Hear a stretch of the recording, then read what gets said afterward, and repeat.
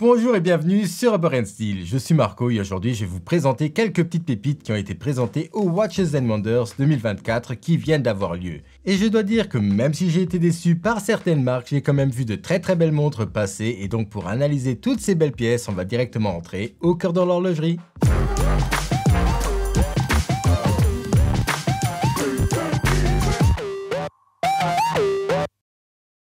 La première montre qui n'est certes pas très spéciale mais qui est vraiment bien exécutée et va plaire à beaucoup de gens, c'est la Tudor Black Bay 58 GMT.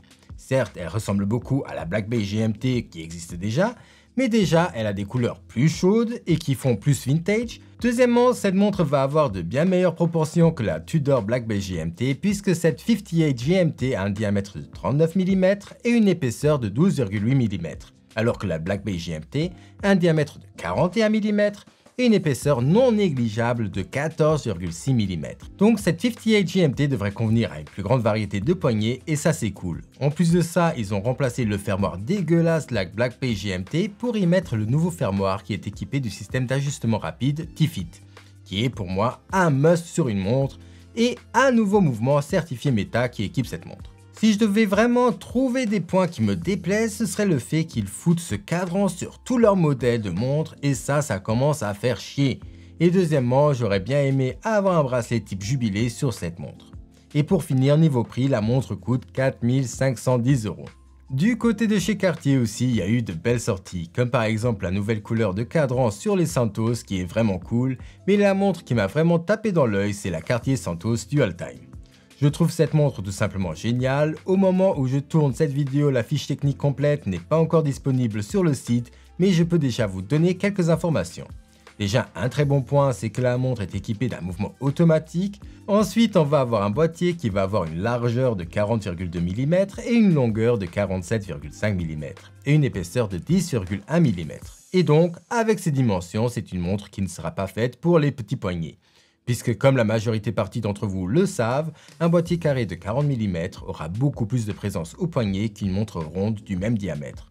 Donc on pourrait plutôt comparer cette montre à une 42 mm de diamètre. Comme annoncé, la montre indique un deuxième fuseau horaire dans un sous-cadran à 6 heures et afin de savoir si dans ce deuxième fuseau horaire il fait jour ou nuit, on va aussi avoir un indicateur qui va se trouver juste au-dessus de ce deuxième fuseau horaire.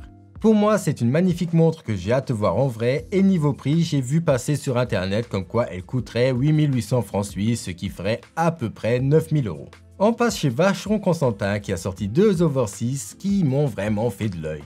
La première, c'est comme pour la Cartier une Dual Time, la montre en soi existait déjà, mais le combo or jaune et cadran vert est vraiment à tomber à la renverse. Et il y a la même combinaison pour le chrono qui est splendide. Et d'ailleurs, je pense que ce sont mes plus gros coups de cœur de tous les Watches & Wonders. Prix sur demande, mais bon, je dirais que vu le prix de la version or rose avec cadran bleu qui est affiché au prix de 84 000 €, on sait déjà sur quel pied danser. On reste chez la Holy Trinity avec Patek et là, ma sortie préférée, c'est la Nautilus 5980-60G qui est vraiment sublime et cool avec son bracelet en cuir qui est recouvert d'un type de jean bleu très beau et plus décontracté. Cadran de la même couleur que le bracelet et bien sûr la montre est une montre chrono flyback et elle a une date à 3 heures. Magnifique montre en or blanc avec un magnifique mouvement apparent et dont le prix doit faire piquer les yeux.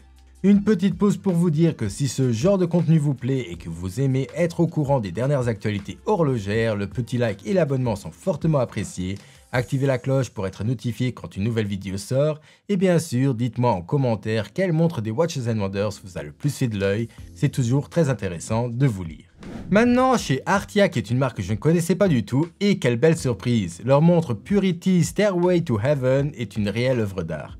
Elle est simple et en même temps tellement travaillée avec ce mouvement squelette qui est vraiment envoûtant. Montre qui n'a pas d'autre complication que l'heure et heureusement puisque comme ça il n'y a rien qui va venir cacher le mouvement de la montre. Diamètre de 40 mm et étanche à 50 mètres de profondeur, la montre existe en plein de versions différentes dont une en acier, une version en céramique blanc, vert, bleu et noir. Toutes plus belles les unes que les autres et niveau prix on va se trouver entre 24 000 et 30 000 €. Une montre beaucoup plus simple mais qui a un petit je ne sais quoi qui la rend envoûtante et ça se passe chez Sapec avec la Promenade Gutto.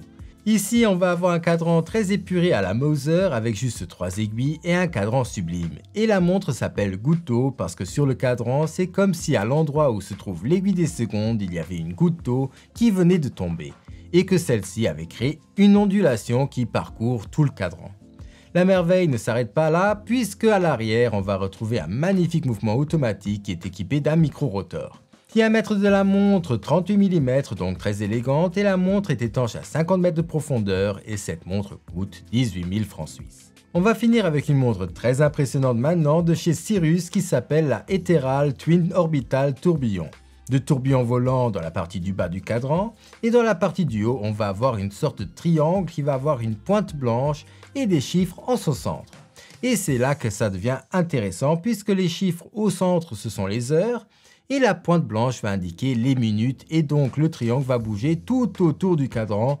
Et là, on aurait pu se demander si les chiffres des heures à un moment ou un autre vont se retrouver à l'envers.